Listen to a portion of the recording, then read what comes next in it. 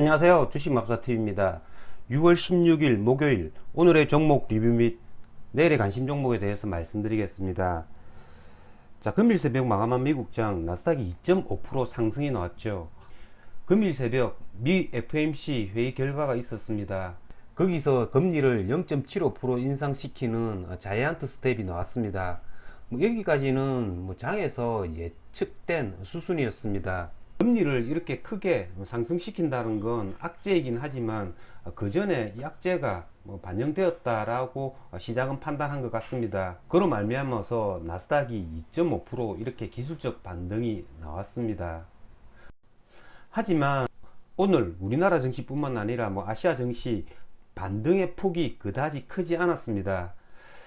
자, 먼저 우리나라 증시부터 보시면요, 오늘 나스닥 선물 우리나라 장 시작 전에는 한 0.5% 정도 이렇게 상승을 하고 있었습니다. 하지만 오후 들어서 한 1% 정도 이렇게 하락을 하다가 지금 현재 2.82%나 이렇게 크게 하락을 하고 있습니다.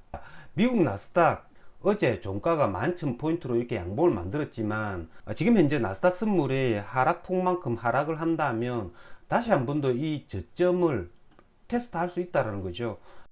그렇기 때문에 내일 미국 나스닥 이렇게 금리 인상 후에 흘러가는 모습에 따라서 우리나라 장도 다시 한 번 더 2400포인트 초반 아니면 2400포인트 무너뜨리는 지점까지 저점을 노려봐야 할 것 같습니다.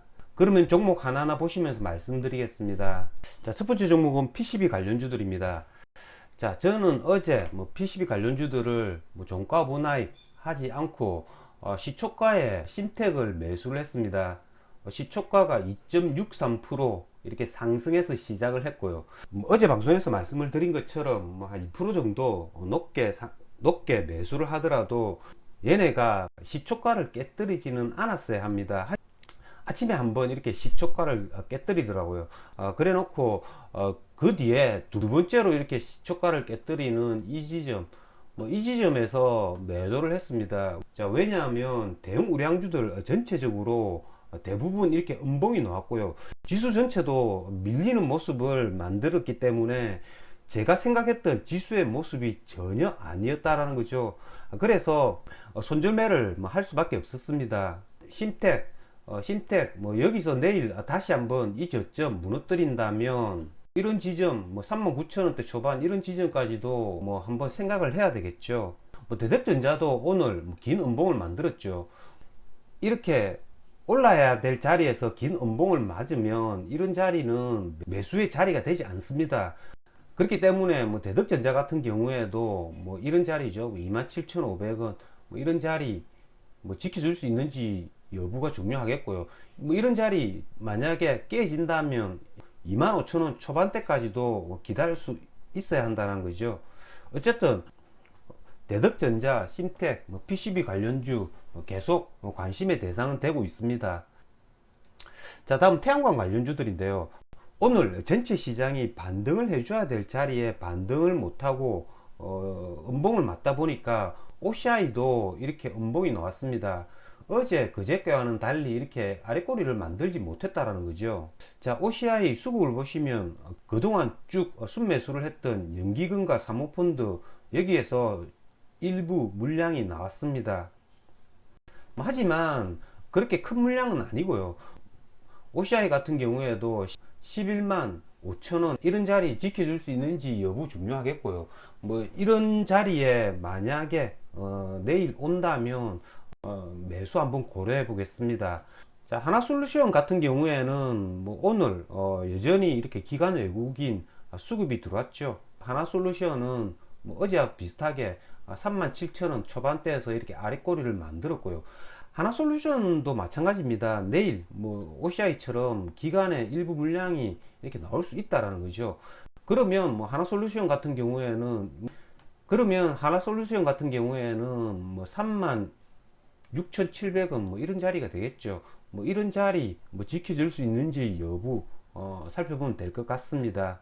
오늘 태양광 이렇게 코스닥 테마주들이 크게 올랐습니다.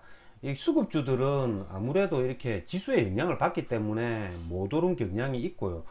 SDN 같은 경우에는 꾸준히 이렇게 상승을 했고요.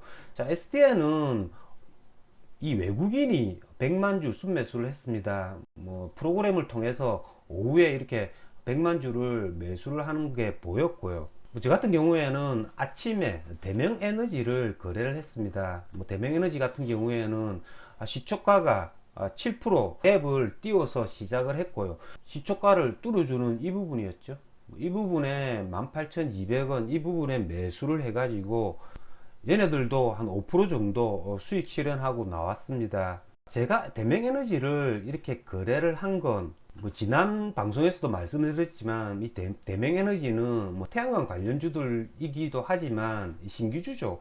그렇기 때문에 오늘 모든 종목들이 갭을 띄워서 시작하는 와중에 이렇게 신규주이기 때문에 7%에서 내가 매수를 한다고 하더라도 얘네들이 슈팅을 시켜주면 단타들이 따라 붙기 때문에 충분히 수익 실현을 할 수 있겠다라는 생각으로 대명에너지를 거래를 했습니다.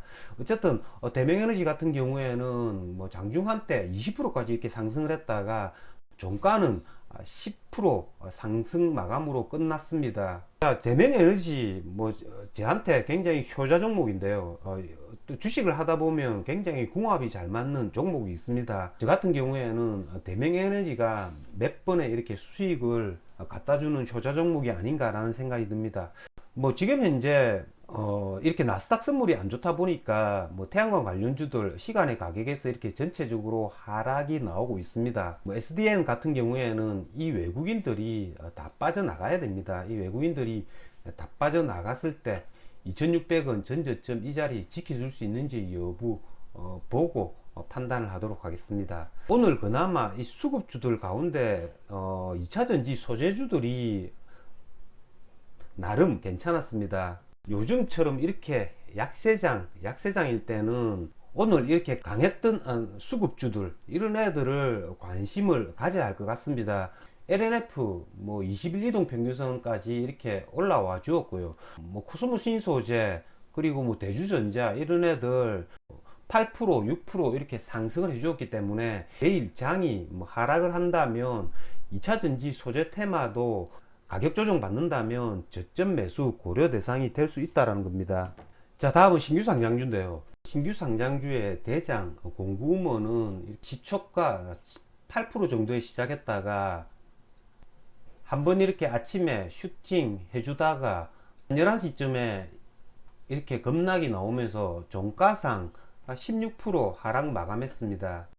하지만 오늘 다른 신규주들이죠. 뭐 G2파워 같은 경우에는 이렇게 상한가를 갖고요. 뭐 가온칩스 같은 경우에도 9% 이렇게 상승이 나왔습니다.